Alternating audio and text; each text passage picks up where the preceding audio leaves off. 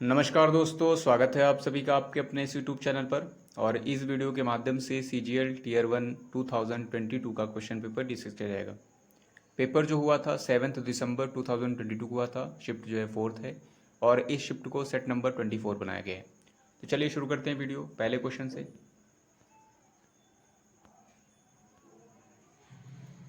पहला क्वेश्चन था हमारे पास, rectify the sentence by selecting the correct spelling of the underline word. The nine tailed fox is mythical creature from Japanese culture, ये दिया गया था। तो ये मिथिसिल जो दिया गया है ये आपका क्रिएचर नाउन था। इट मीन्स यहाँ पर एडजेक्टिव आएगा। तो मिथ जो वर्ड होता है ये आपका रूट वर्ड होता है, जिसका मतलब क्या होता है, विच इज़ नॉट ट्रू, जो सत्य ना हो, जिसे कहेंगे काल्पनिक या फिक्शनल कह सकते हैं। तो जो करेक्ट स्पेलिंग थी मिथिसिल तो था नहीं, आपका मिथिकल बनेगा। ये वाली स्पेलिंग भी गलत थी, ये वाली भी गलत थी, ये वाली आपकी सही थी, ये वाली भी गलत थी, थर्ड वन सही था। यहाँ पर इसमें बोला गया था यहाँ पर करेक्ट एक्टिव फॉर्म बतानी थी। 10 से लिमिट करने की कोशिश करते हैं। How his problems will be fixed by you. देखिए विल बी से पता चल रहा है हमारे पास सिंपल फ्यूचर रहा होगा। सिंपल फ्यूचर रहा होगा, सिंपल फ्यूचर का मतलब है शैल और विल रहा होगा, तब यहाँ पर बी लगाया गया है। तो शैल और विल के साथ किधर है देखते हैं। यहाँ पर है नहीं है, इस वाले में नहीं है, इस वाले में शैल और विल में से एक है विल, इसका मतलब ये फ्यूचर सिंपल फ्यूचर है।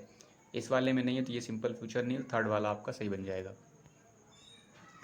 कैलोकेशन वर्ड ढूंढने थे यहाँ पर, ठीक है, जो पेयर में आते हैं जिसके साथ यूजुअली यूज होते हैं। It is easier to make a promise than to dash a promise, ठीक है, ये इजी होता है प्रॉमिस करना, और डैश होगा जो है उससे, डैश करने से ज़्यादा आसान जो है प्रॉमिस को मेक करना होता है। तो ये क्या आएगा, मेंटेन करना, फॉलो करना, जस्टिफाई करना, कीप करना। तो यहाँ पर जो कोलोकेशन जो करेक्ट बनेगा वो आपका क्या होगा, मेंटेन नहीं होगा, फॉलो भी नहीं होगा, जस्टिस भी नहीं होगा, आपका हो जाएगा कीप अ प्रॉमिस। इसमें क्या करना है, यहाँ पर इसमें एरर डिटेक्ट करनी थी। He was paid handsomely for his ability to handle the crowd skilful. ही आपका सब्जेक्ट था, ही के अकॉर्डिंग वर्ब भी लिखी गई है सिंगुलर वॉज, ठीक है, इट मीन्स पास्ट में बनाया गया है। पेड आपकी वर्ब है और ये हैंडसमली जो लिखा गया ये आपका एडवर्ब है। एडवर्ब क्या करता है, जो वर्ब को मॉडिफाई करता है, वर्ब की विशेषता बताता है। तो ये आपका जो हैंडसमली है ये आपका पेड की विशेषता बता रहा है। हैंडसमली का मतलब यहाँ पर क्या हो जाएगा, एक अच्छा अमाउंट, मतलब एक अच्छा अमाउंट दिया गया है उसको। फॉर प्रिपोशन था, फॉर हिज एडजेक्टिव था आपका, पजेसिव एडजेक्टिव, एबिलिटी नाउन था। टू और ये वर्ब हैंडल वर्ब है तो टू प्लस V1 होता है इन्फिनेटिव। देखिए यहाँ पर नो एरर वाला भी नहीं है, इसका मतलब इसमें एरर है ही, और यहाँ तक हम चेक कर चुके हैं कोई एरर नहीं है। इट मीन्स एरर कहीं ना कहीं इस वाले पोर्शन में होगी। द आपके पास आर्टिकल है, क्राउड आपके पास नाउन है, और जो स्किलफुल लिखा गया है ये आपका एडजेक्टिव है, ये आपका एडजेक्टिव है। और ये स्किलफुल किसकी तरफ इंडिकेट कर रहा है, क्या क्राउड की तरफ कर रहा है या फिर हैंडल की तरफ कर रहा है। तो देखिए ये जो स्किलफुल है वो क्राउड की तरफ नहीं बल्कि हैंडल की तरफ इंडिकेट कर रहा है, और जो ये हैंडल है वो क्या है आपका, ये आपका वर्ब था। इट मीन्स यहाँ पर वर्ब को मॉडिफाई करने के लिए एडवर्ब की ज़रूरत होती है, तो यहाँ पर आपका स्किलफुल नहीं स्किलफुली होना चाहिए था, तो यहाँ पर आपका इस वाले में एरर है। इसमें हमें बताना था, पैसिव बतानी थी। 10 से लिमिट करने की कोशिश करते हैं। She will present the paper next week. देखिए विल है, विल से पता चल रहा है हमारे पास सिंपल फ्यूचर है। सिंपल फ्यूचर का जब पैसिव बनता है तो या तो आपका शैल रहेगा या विल रहेगा, इसके साथ आप बी लिखेंगे और थर्ड फॉर्म लगाएंगे। तो ये चीज़ देखनी है कहाँ पर है। इस वाले में है क्या, नहीं है ये चीज़, इस वाले में है ये हो सकता है, इस वाले में नहीं है, इस वाले में नहीं है, तो जब एक ही ऑप्शन है तो यही सही होगा। इसमें वन वर्ड बताना था। अब परफेक्शनिस्ट को क्या कहेंगे, मेटिकुलस था, ओमनिसियंट था, ऑप्टिमिस्ट था और एम्बिडेक्सटर था।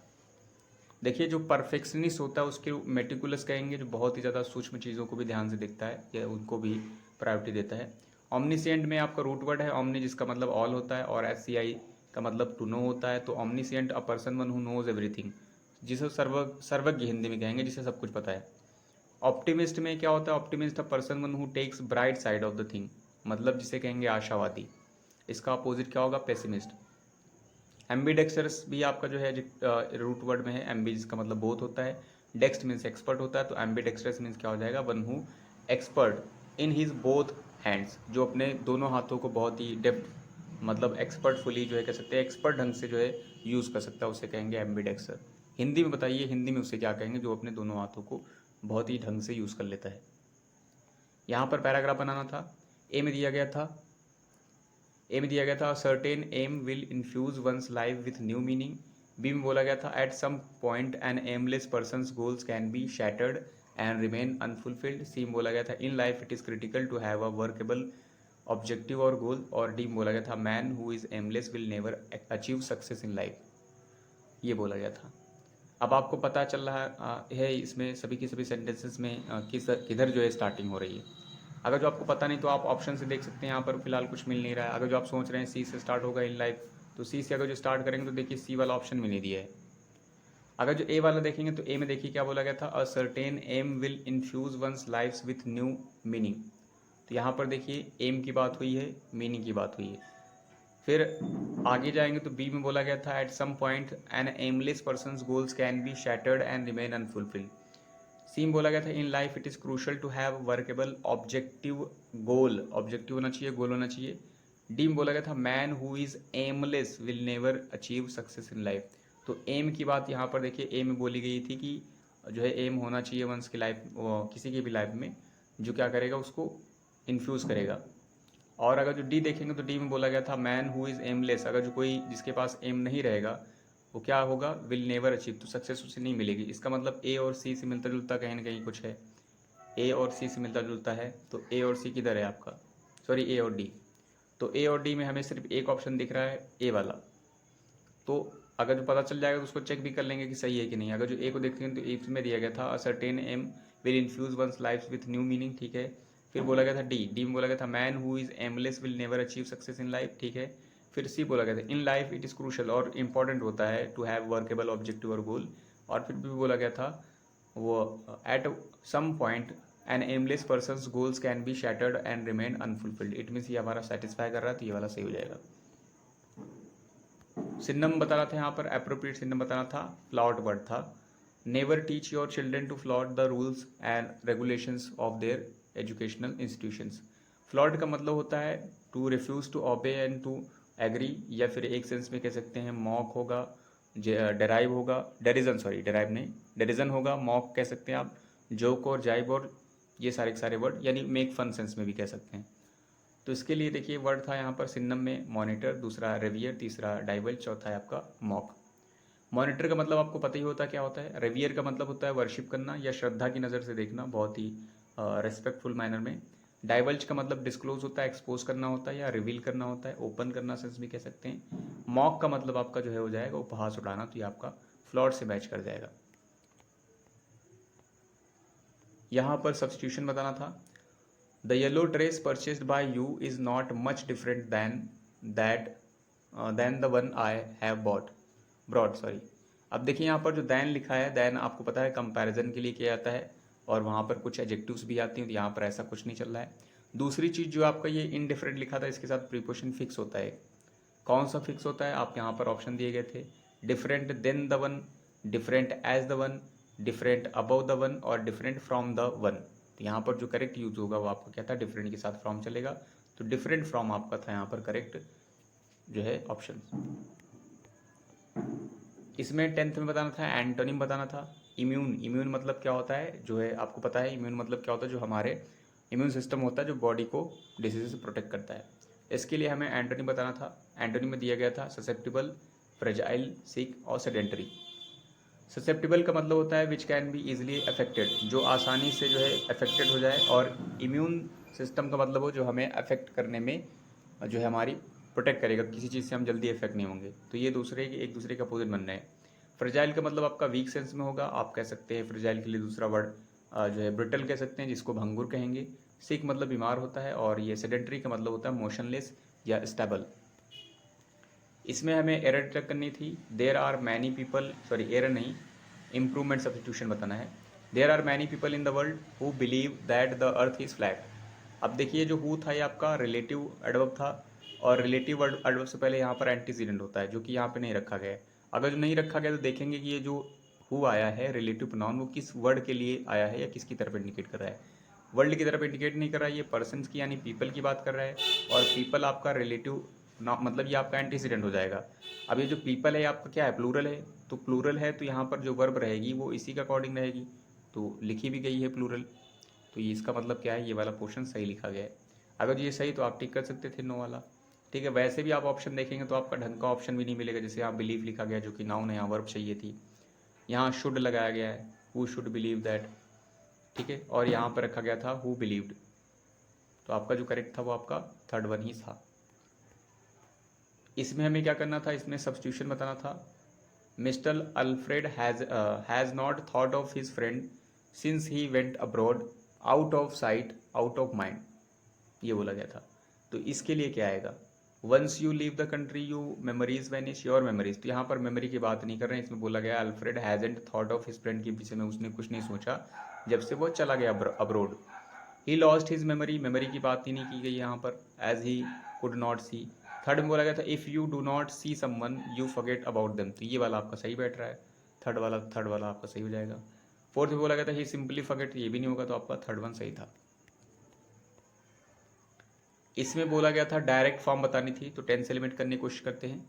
We ask them who had called them. देखिए ये आपका डायरेक्ट लिखा गया है, सॉरी डायरेक्ट बताना है, ये आपका इनडायरेक्ट लिखा गया है। इनडायरेक्ट लिखा गया टेंस एलिमेंट करते हैं, यहाँ लिखा गया था who had called. Who had called से पता चला ये आपका पास्ट परफेक्ट टेंस है। अगर जो आपका पास्ट परफेक्ट टेंस इनडायरेक्ट में है तो डायरेक्ट में आपका क्या रहा होगा, तो डायरेक्ट में आपका दो हो सकता है, या तो आपका जो है यहाँ पर क्या हो, पास्ट इंडिफिनिट टेंस हो, पास्ट इंडिफिनिट हो, या फिर आपका क्या हो, प्रेजेंट परफेक्ट में हो। तो आप जो है पास्ट परफेक्ट बनाएंगे इनडायरेक्ट में। देखते हैं क्या है, प्रेजेंट सिंपल पास्ट तो दिया नहीं, यहाँ पे नहीं दिया है, यहाँ पे नहीं दिया है, पर परफेक्ट पे दिया है, ये वाला। ठीक है, दो परफेक्ट में है, दोनों में से कोई एक सही है। अब कैसे चेक करेंगे कौन सा सही है। अगर जो हम इस वाले का देखें बना करके, यानी ये तो हमें पता है टेंस चेंज हो जाएगा, WH भी रहेगा, यहाँ पर आस्ट हो जाएगा जो कि लिखा गया है। अब ये जो हिम था, ये अगर पूछा जाए तो SON का अकॉर्डिंग आपको पता होगा 1 2 3 होता है, यानी ये थर्ड पर्सन था, ही से बना है, थर्ड पर्सन नो चेंज होता है। ठीक है, और जबकि यहाँ पर देखिए ये वाला जो पर्सन है बदला है, यानी हिम की जगह कुछ और लिखा है वहाँ पर, इसका मतलब ये हिम नहीं होगा। ठीक है, क्योंकि यहाँ पर बदल गया है, इसका मतलब यहाँ पर पर्सन थर्ड नहीं था, थर्ड पर्सन होता तो यहाँ बदलता नहीं।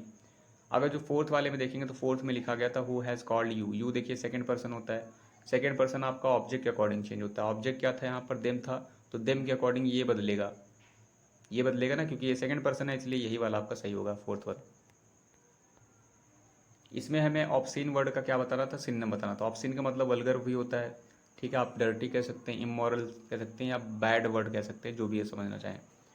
इसके लिए था डर्टी, दूसरा था सस्पेंडेड, तीसरा था प्रोजुडाइज, चौथा था कलीग्स।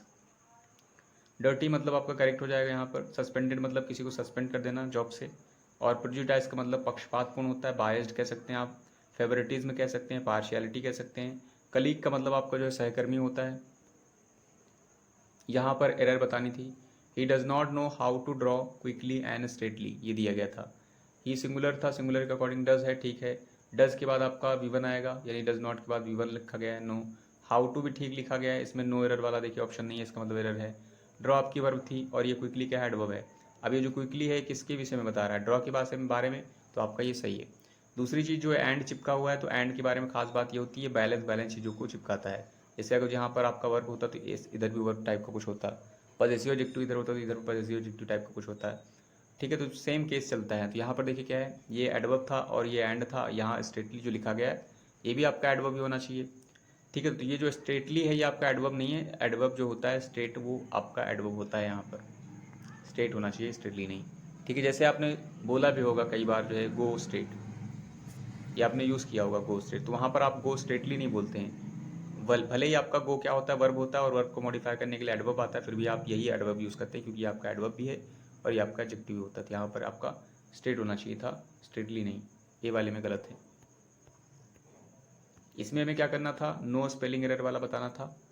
तो Ryan squawked about his losing his job owing to a leg injury, तो लेग इंजरी में सब में सही लिखा गया है, और ये स्क्वैग्ड वर्ड जो था आपका चेंज किया गया था, किधर सही है। स्क्वैग्ड का मतलब क्या होता है, बहुत ज़्यादा तेज़ आवाज़ में चीखना सेंस में हो जाएगा। ठीक है, तो स्क्वैग्ड की जो स्पेलिंग थी ये वाली गलत है, ये वाली भी गलत है, ये वाली सही है, SQUAWD, तो ये थर्ड वन सही था। इसमें सेवेंथ में बताना था, अप्रोप्रिएट ऑप्शन बताना था। In all her sorrow she must weep और शी विल डैश, तो पूरे दुख में उसको यहाँ देखिए मस्ट यूज़ किया गया है। मस्ट आपको पता है थोड़ा कंपल्सन शो करने के लिए किया जाता है। शी मस्ट वीप और she will dash, she will die, she will laugh, she will suffer, she will cry. ठीक है, उसको रोना पड़ेगा या फिर क्या करना पड़ेगा, अथवा अथवा देखिए यहाँ पर रोना है और या फिर झेलना पड़ेगा यानी सफ़र करना पड़ेगा। तो यहाँ पर क्या होगा, डाई नहीं होगा, लाभ भी नहीं होगा, तो आपका सफ़र करेक्ट हो जाएगा, क्राई भी नहीं होगा। ठीक है, क्राई इसलिए नहीं होगा क्योंकि वीप ऑलरेडी लिखा गया है, रोना और क्राई करना। लाभ भी नहीं होगा, डाई भी नहीं होगा, तो आपका थर्ड वन सही हो रहा है। इसमें एंटोनी बताना था, एंटोनिम का ही एंटोनिम बताना है। तो आपको पता है क्या होगा, मेटावर्स था, सिनम था, सिम्फनी था और मेटोनिमी था। तो क्या होगा यहाँ, मेटावर्स का मतलब क्या होता है, एक ऐसा वर्चुअल स्पेस कह सकते हैं जहाँ पर जो फिजिकली जो है पॉसिबल नहीं है ऐसे स्पेस में जाना। तो ये आप समझ रहे होंगे मेटावर्स का मतलब। सिन्नम आपका करेक्ट हो जाएगा। सिम्फनी का मतलब गुड साउंड होता है, देखिए फनी मतलब साउंड हो जाएगा। तो यहाँ पर जो, और ये जो मेटोनिम का मतलब क्या होता है, मेटोनिमी इसका मतलब होता है कि लक्षणा, एक जो भाषा की शैली होती है लक्षणा। जैसे हम कहें कि आप अगर जो हम आपके बारे में अगर जो एक लाइन बोलें कि आप शेर हैं, तो इसका मतलब ये नहीं कि आपके पास एक पूँछ है, चार पैर हैं। शेर का मतलब वहाँ पर क्या हो जाएगा, आप जो है निडर हैं। तो इस तरीके से लक्षणिकता का मतलब होता है इसी तरीके कुछ वर्ड का इस्तेमाल करना जो मीनिंग कुछ और हो और जो लिखा कुछ और हो। नेक्स्ट पे आते हैं, तो 19 में बताना था यहाँ पर क्लोजेस्ट मीनिंग बतानी थी। Give us some room for improvement. तो क्लोजेस्ट में क्या हो जाएगा, an opportunity for improvement, room in a house for improvement, advice for improvement, a warning for improvement. तो जो करेक्ट होगा आपका क्या होगा, give us some room for improvement में हो जाएगा एन अपॉर्चुनिटी फॉर इम्प्रूवमेंट। 20 पे आते हैं, तो यहाँ बोला गया था अप्रोप्रिएट फिल करना है। The health personal advised to dash off unhealthy food habits if we want to maintain our cardiovascular health. तो देखिए कार्डियोवैस्कुलर को हेल्थ को ठीक रखना है, मेंटेन करना है, तो हमें अनहेल्दी फूड हैबिट्स को क्या करना पड़ेगा, पे लिप सर्विस करना पड़ेगा, keep the pot boiling, run short और स्टीयर क्लियर। पे लिप सर्विस का मतलब होता है कि किसी चीज़ को या किसी को कोई चीज़ बोल देना, कहना और बोलना। ठीक है, जैसे एग्री कर जाना कि हम आपकी हेल्प करेंगे, बट जो है टाइम पर आने पर जो है वो सिर्फ बातें ही करता है, रियल में ऐसा कुछ नहीं रहेगा, तो उसे कहेंगे पे लिप सर्विस। तो ये आपका नहीं होगा। कीप द पॉट बॉइलिंग का मतलब होता है, ठीक है, to make sure that the activity does not stop. मतलब जो भी एक्टिविटी चल रही है वो कॉन्टीन्यूटी के साथ चलती रहे। तो मतलब आपका यही सेंस होगा कि कॉन्टीन्यूटी बनाए रखना। रन शॉर्ट का मतलब होता है आउट ऑफ चीज़ हो जाना, यानी फिनिश सेंस में जाना, या फिर कह सकते हैं कि नथिंग लेफ्ट सेंस में होगा आपका। रन शॉर्ट का मतलब हो जाएगा टू बी डिप्लीटेड भी कह सकते हैं। जैसे आप अगर जो रन शॉर्ट हो गए हैं, एनर्जी से भी हो सकते हैं, मनी से भी हो सकते हैं, बहुत सारी चीज़ें हो सकते हैं रन शॉर्ट का मतलब। Steer steer clear of something और समवन का मतलब होता है किसी पर्सन या किसी चीज़ से दूर रखना, दूर रहना, टू अवॉइड समवन और समथिंग विच इज़ अनप्लीजेंट और ट्रबलसम। तो यहाँ पर देखिए इन चीज़ों से दूर रखने की बात बोली गई, तो आपका स्टीयर क्लियर ऑफ अनहेल्दी जो है हैबिट्स हो जाएगा। पैसेज पर आते हैं, तो पैसेज रीड कर लेते हैं। Our beautiful ecosystem is being systematically dashed by industrial pollution, channeled into rivers like Ganga and the Yamuna. Nuclear waste from atomic plants muted into the world's oceans, and dash gases such as carbon dioxide mixed with the ozonosphere. Besides, tropical rainforest and green pastures are disappearing. The pressure of proliferating pollutions dams are being dashed over the rivers like the Narmada to change nature's well-balanced surface equations between flora and fauna, and sloping mountainous terrain is being converted into mini oceans to supply electricity to the ever-starving industrial stomach of our age. Elephants, tigers, wild rhinos of South Africa and many other forest creatures have become a dash species. Theme समझ में आ गई, fill up पे आते हैं 1 number. Our beautiful ecosystem जो है being systematically dash हो रहा है बाय इंडस्ट्रियल पॉल्यूशंस। ठीक है, तो क्या हो रहा है, डैमेज हो रहा है, ओरिएंटेड हो रहा है, ग्लोरीफाइड हो रहा है, डिजाइंड हो रहा है। डैमेज मतलब काफ़ी नुकसान पहुंच रहा है इकोसिस्टम को, क्यों, इंडस्ट्रियल पोल्यूशन के कारण। तो ये आपका सही बैठ रहा है। ओरिएंटेड का मतलब किसी चीज़ पर केंद्रित होना, और ग्लोरीफाइड मतलब महिमा मंडन करना। डिजाइंड मतलब जो है किसी का रूपरेखा तैयार करना। तो जो करेक्ट था वो आपका फर्स्ट वन था। सेकंड में बताना था यहाँ पर हमें, फिर बोला गया बाय इंडस्ट्रियल पोल्यूशन चैनल्ड, जो कि चैनल्ड किया जा रहा है। कहाँ पर चैनल किया जा रहा है, मतलब नालियों के माध्यम से जो है इनटू रिवर्स में क्या जा रहा है, वो सब चीज़ें जा रही हैं, like the Ganga and the Yamuna. Nuclear waste from atomic plants muted into, और जो ये वेस्ट वगैरह जो है ये कहाँ जा रहा है, वर्ल्ड ओशंस में जा रहा है, and as gases such as carbon dioxide mix with the ozonosphere, और सच गैसेज जो है कार्बन डाइऑक्साइड और ओजोनोस्फीयर में मिक्स हो रही हैं। तो क्या आएगा यहाँ पर, कैसी gases, poisonous gases, useful gases, nuclear gases या हाइजीनिक गैसेज। तो देखिए पॉइजनस गैसेज ही होंगी जो मिक्स हो रही हैं, कार्बन डाइऑक्साइड पॉइजनस है तो ये आपका करेक्ट हो जाएगा। यूजफुल भी नहीं होगा आपका, न्यूक्लियर भी नहीं होगा, हाइजीनिक भी नहीं होगा। थर्ड में आते, थर्ड में बोला गया था यहाँ पर हमारे पास, आप चाहें तो यहाँ कट करके देख सकते हैं, यहाँ पर ये पूरा पढ़ लीजिए। The pressure of a proliferating population, ठीक है, ये जो बढ़ता हुआ पॉपुलेशन है उसी के प्रेशर के कारण, ठीक है। यहाँ पर अच्छा थर्ड बताना है तो यहाँ से देखना पड़ेगा। ओजोनोस्फीयर बिसाइड्स, इसके अलावा tropical rain forest and green pasture जो हैं आर डिसअपियरिंग, ये सब डिसअपियर हो रहे हैं।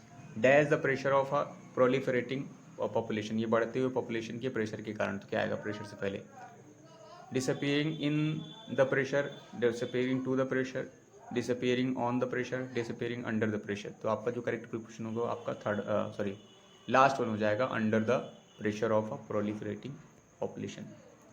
फोर्थ पे आते हैं तो फोर्थ में बोला गया था, dams are being dash over the rivers like Narmada to change nature's well balanced surface equations between flora and fauna. तो क्या आएगा, डैम्स आर बीइंग डैश हो रहे हैं, वैलिडेटेड हो रहे हैं, बिल्ट हो रहे हैं, डिटेक्टेड हो रहे हैं, एसोसिएटेड हो रहे हैं। तो देखिए नर्मदा वगैरह रिवर में डैम क्या हो रहे हैं, वैलिडेट मतलब नहीं होगा आपका, बिल्ट बन रहे हैं, बनाए जा रहे हैं। डिटेक्ट मतलब पता लगाना होता है, एसोसिएटेड मतलब संबंधित होता है, जो आपका करेक्ट होगा वो आपका सेकेंड वन हो रहा है। लास्ट पर आते हैं तो लास्ट में बोला गया था हमें, शॉर्ट में आ जाते हैं, elephants, tigers, the wild rhinos of south Africa and many other forest creatures have become dash species.